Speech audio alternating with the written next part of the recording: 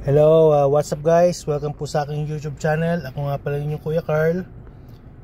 So, ang date po ngayon is June 9, 2025. So, it's Monday today. And gusto ko lang i-update kayo guys sa aking portfolio kung ano na nangyari sa mundo ng stock market for today. So medyo late yung ating yung ating portfolio update kasi medyo naging busy ako eh. So tingnan muna natin yung naging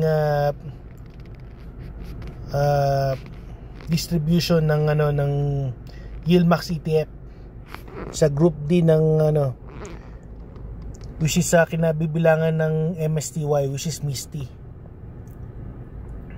So ito guys ang payout nila.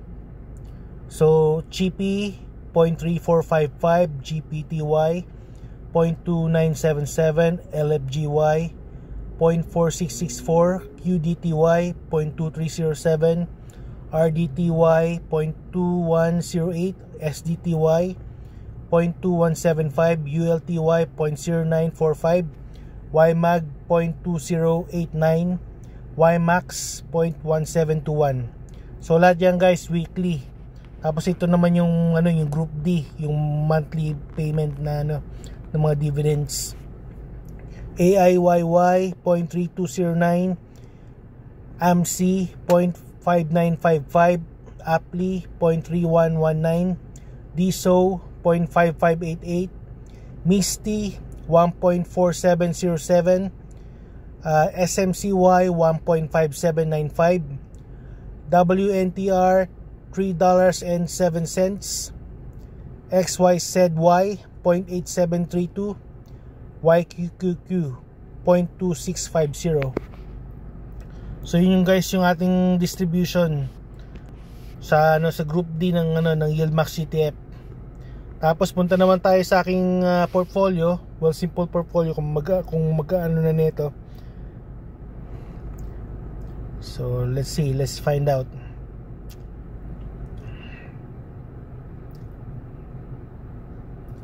Okay, right now guys, 32,937.94. So sinasabi dito, pa rin ako. Pa rin tayo ng 11,980, which is 57.18%. Yan. So which is good guys. Pa rin, okay pa rin yung aking portfolio. Tapos naka-receive na tayo ng mga dividends guys sa last week ng group D ng Yieldmax ETF. So yun yung aking mga transaction. Nung last Friday dumating na yung mga dividends yan. June 5. Yan, nakatanggap ako sa SMCY, ULTY, tapos sa YMAX din, tapos sa LFGY, MISTI. Pinakamalaki ko talaga MISTI, yan. Tapos bumili rin ako ng bumili ako kanina ng mga ETFs. Kasi itong week na to is group A ang magdi-distribute ng dividends nila, which is kabilang doon ng TSLY. So bumili ako ng 5 shares. Tapos bumili rin ako ng growth funds, yung XEQT 50 shares, VTI 36.98. Tapos bumili rin ako ng VFB, which is growth fund siya for S&P 500. VFB ang niya, ang ticker symbol niya. So bumili ako para sa FHSA. Yan. So maganda guys, meron kayong dividend stocks, tapos rin haluan nyo rin ng growth stocks. Kasi yung growth stocks in overtime lalaki yung yung value nun.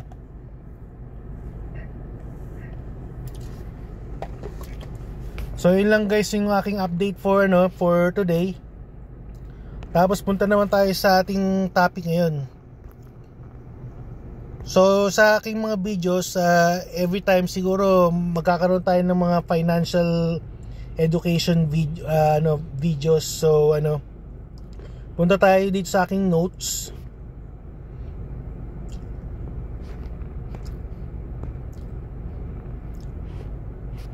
Ito.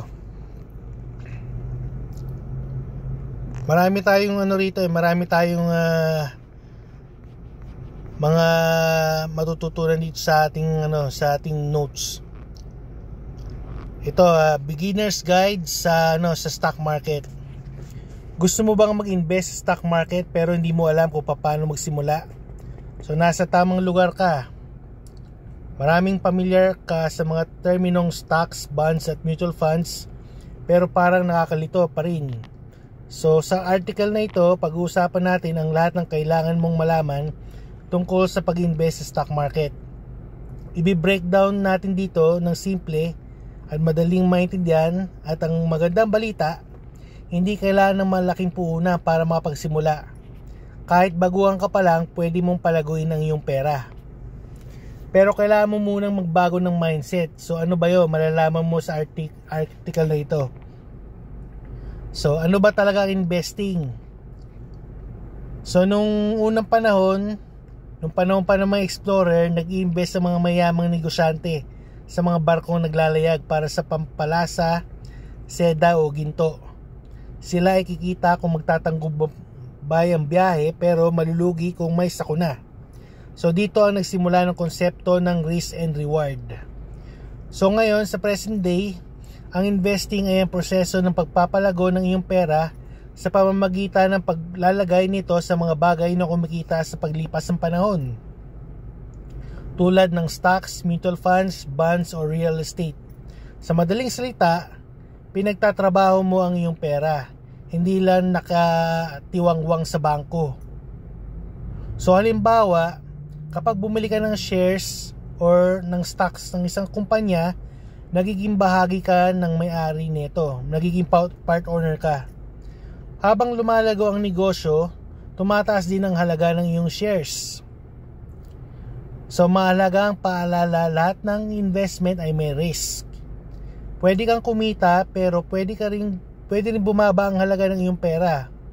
Kaya mahalaga ang tamang strategy, malinaw na financial goals at pag-unawa sa risk na kaya mong tanggapin. So ngayon, magandang balita ngayon, hindi mo na kailangan mag-invest sa mga barko. Gamit lang ang smartphone mo, pwede ka na bumili ng stocks, mutual funds, index funds or ETF, which is exchange traded funds, kahit maliit na halaga. Maraming online tools at apps na gagabay sa iyo ng step by step.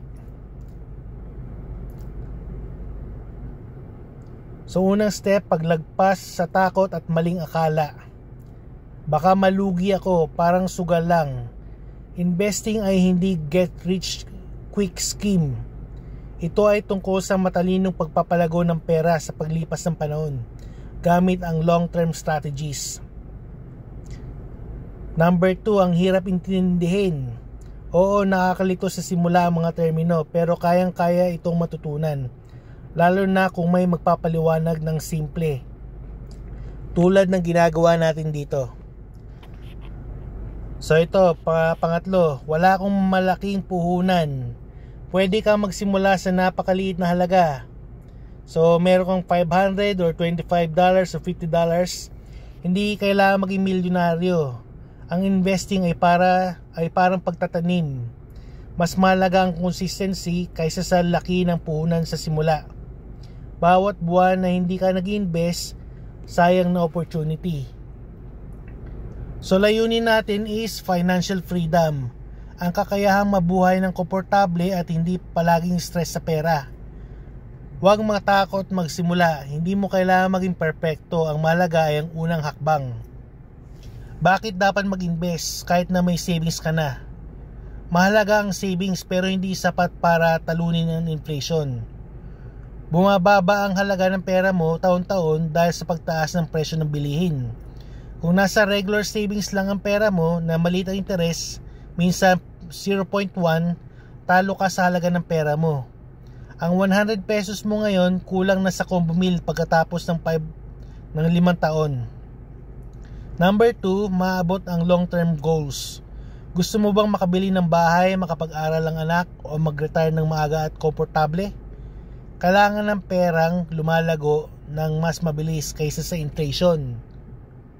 Number 3, kumita ang pera mo habang tulog ka. Ito ang kapangyarihan ng compounding interest. Ang kinikita ng pera mo, kikita ulit, parang pagtatanim ng buto. Kahit maliit sa simula, basta't consistent at matyaga, lalaki rin ito sa paglipas ng panahon.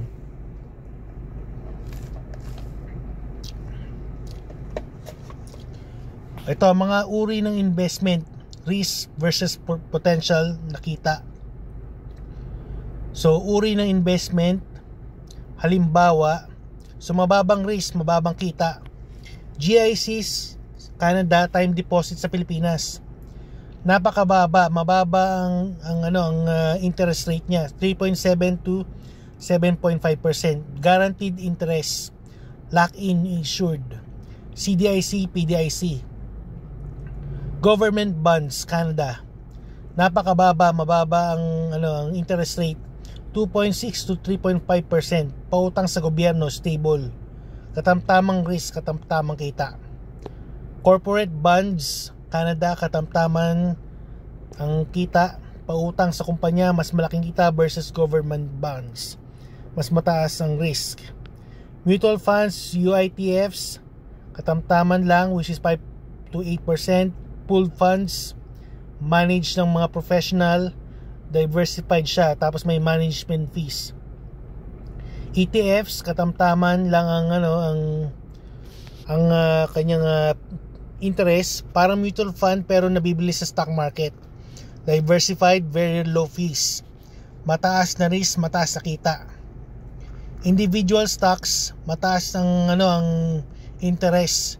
Pagbili ng shares ng isang company, volatile, kailangan ng research.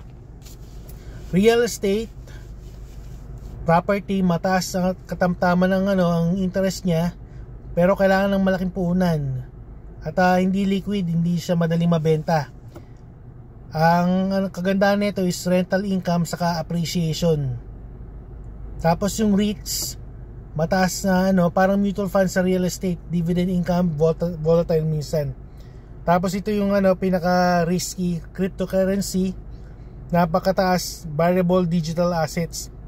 So ito Bitcoin, Ethereum, Solana, sobrang volatile, mataas na risk ng scam saka hack. Mahalaga, walang pinakamagandang investment para sa lahat. Depende ito sa isang financial goals, risk tolerance at time horizon. Mga karaniwang investment strategy. Number 1, index investing. So ano ito? Pagbili ng index fund, halimbawa S&P 500 or PSEI para masabayan ang performance ng buong market. Halimbawa S&P 500 ETF, shares sa 500 top companies ng US, which is Apple, Microsoft, etc. Ang pros nito, diversified na kagad, very low fees. Passive, hindi kailangan bantayan araw-araw. Historically good long-term returns. Ang cons niya, mababa kapag bumagsak ang buong market. Slow and steady, hindi pang rich quick. Para kanino ito? Beginners, busy people, and long-term investors. So ito tayo, dividend investing. Ano ito? Pagbili ng stocks sa mga kumpanyang regular magbabahagi ng kita, which is dividends. Pros, regular passive income. Karaniwang stable companies, blue chip, maganda para sa retirement. Cons, hindi guaranteed in dividends, mas mababa ang capital growth, may tax. Para kanino gusto ng steady income, retirees, low risk investors. Then third, growth investing, pagbili ng stocks sa mga kumpanyang may malaking potensyal na lumago. Tech startups, innovative companies, ang example is Tesla, Amazon, mga AI firms. Pros, mataas na potensyal na kita, pwedeng madoble o triple. Exciting future innovations. Cons, napaka-volatile, mataas na risk, walang kita kagad, minsan walang dividends. Kailangan ng malalim na research. So para kanino to? Investors na may high risk tolerance, long-term views, at gustong mag-research. So paano magsimula? Simple steps gamit ang yan. Set ang financial goals. Para saan ba? Short term, travel emergency fund, or long term, bahay, retirement, education. Malinaw na goal, malinaw na direction. So number 2, alamin ang time horizon, gaano katagal mong plano mag-invest. Short term 1 to 3 years, mababang risk, so time deposit bonds. Medium term 3 to 5 years, balancing mix ng mutual funds, ETFs. Tapos long term is 5 plus years, mas aggressive, stocks, equity funds. Mas mababa ang time horizon, mas kakayanin ang mas mataas na risk dahil may oras ka pang makakabawi. Kilalanin ng risk tolerance. Gaano mo kakayanin ng pagtaas baba ng market? Conservative ka ba, moderate, or aggressive? Number 4, magsimula sa maliit at maging consistent. Hindi kailangan ng malaki. $1,000 or $25 kada buwan ay isang magandang simula. Ang mahalaga ay consistency. Huwag maghintay na magkaroon ng malaking pera bago mag-invest. Magsimula ka ngayon sa kaya mo at maghintay ka. Gamitin mo ang kapangyarihan ng compounding interest. Mga mahalagang konsepto, diversification. Huwag ilagay ang lahat ng itlog sa isang basket. Mag-invest kayo sa iba-ibang klase, stocks, bonds, real estate, REITs, etc. Protektado ka kung may asset na bumagsak. Timing the market beats timing the market. Mas malagang matagal at consistent na pag-invest kaysa sa paghanap ng perfect time para bumili. Ang steady investor ang madalas nananalo sa long run. Mag-ingat sa fees. Kailangan kahit 1 to 2% na management fees, lalo na sa mutual funds, ay malaki ang epekto sa long-term growth. Alamin kung magkano ang mga bayad bago mag-invest. So, panguling paalala, hindi mo kailangan maging mayaman para magsimula. Hindi mo kailangan maging eksperto. Ang mahalaga ay magsimula ka kahit maliit, basta consistent.